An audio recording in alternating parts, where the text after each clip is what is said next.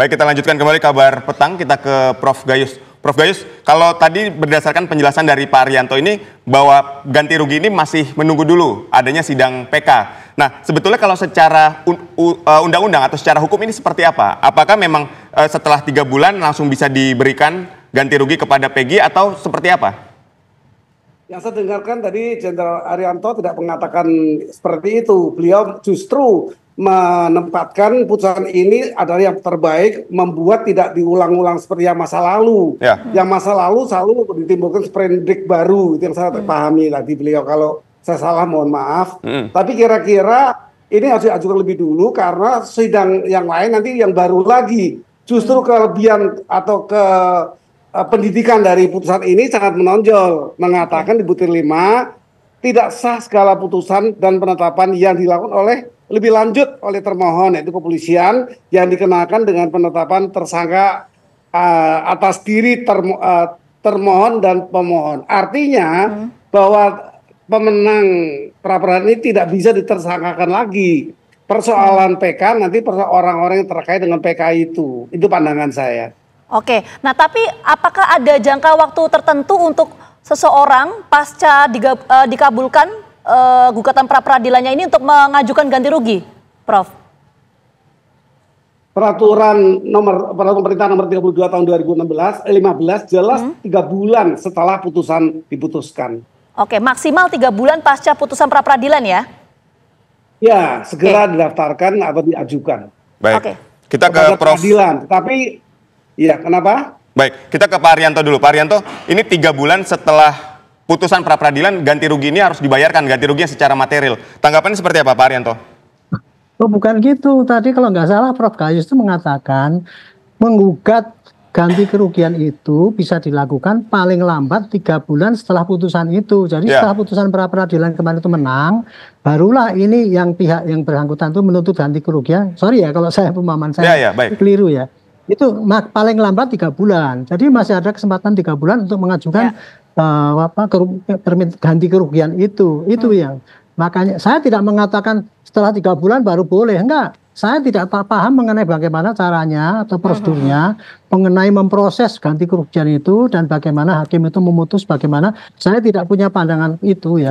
Karena selama dalam saya penyidikan itu nggak pernah saya menghadapi hasil pra-peradilan yang seperti ini nih. Makanya saya justru ngambil hikmahnya saja ya, bahwa ini suatu pelajaran baik bagi polisi. Tetapi untuk pelaksanaan apakah polisi akan membayar itu, saya tidak bisa menentukan. Tapi saya memprediksi bahwa polisi pasti akan melihat nanti apakah kasus ini nanti si Peggy ini akan dilanjutkan ke pengadilan apa tidak.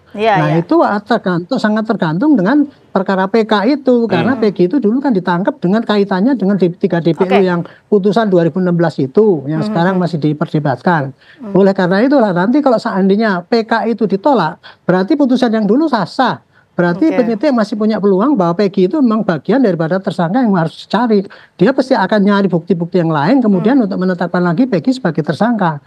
Kecuali kalau seandainya PK itu diterima sehingga kasus yang dulu itu dibatalkan, maka berarti 3 DPO itu pun masih batal. Si Peggy yang dicari selama ini juga batal.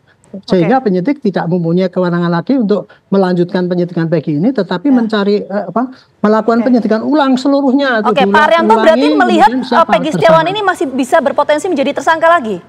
Potensi ya? Bisa ya, bisa enggak? Ya berpotensi, tergantung dari itu tadi saya katakan kalau PK-nya ditolak.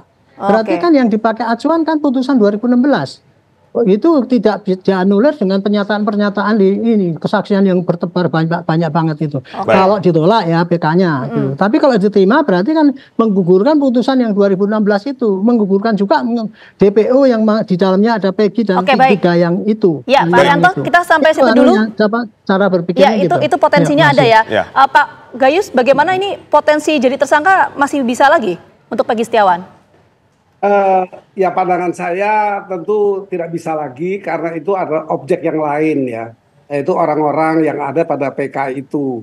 Dan PK pada prinsipnya kan tidak menambah berat hukuman pada prinsipnya. PK itu justru akan meringankan. Ini hak dari masyarakat. Tetapi kalau tadi yang belum terjawab adalah bagaimana proses mengajukan ganti rugi. itu ke pengadilan setempat, nanti hakimnya juga ditunjuk hakim pra peradilan di antaranya. Hakim yang mutus ini juga sebagai hakim pada proses ganti rugi di pengadilan setempat, pengadilan negeri setempat. Baik, kita ke Mbak Yanti. Mbak Yanti, jadi kapan akan mengajukan ganti rugi untuk proses imaterialnya? Kita masih punya waktu, masih punya celah. Tadi Pak Gayus bilang kan 3 bulan setelah pra peradilan. Mudah-mudahan secepatnya kita akan mengajukan ganti rugi, dan ini pun tadi seperti Pak Arianto bilang tidak ada keterkaitannya Peggy dengan putusan PK. Kita bisa mengajukan sebelum 3 bulan terhitung dari putusan pra peradilan. Jadi ini adalah error personalnya. Di Peggy Setiawan itu tidak ada keterkaitan. Jadi udah selesai bahwa Peggy itu sudah tidak ada hubungannya dengan peristiwa hukum yang terjadi pada Pina dan Eki, seperti itu. Jadi mungkin kita fokusnya kepada ganti rugi. Kalau memang Polda Jabar memiliki itikat baik, seharusnya ya datang minta maaf dan memberikan kompensasi ganti rugi tersebut kepada Peggy Setiawan. Memang sudah ada aturannya di dalam undang-undang. Itu. Oke, baik. Terima kasih banyak Mbak Yanti, kemudian Prof Gayus dan juga Pak Arianto atas waktunya sudah bergabung bersama kami di Karo Petang. Sehat selalu.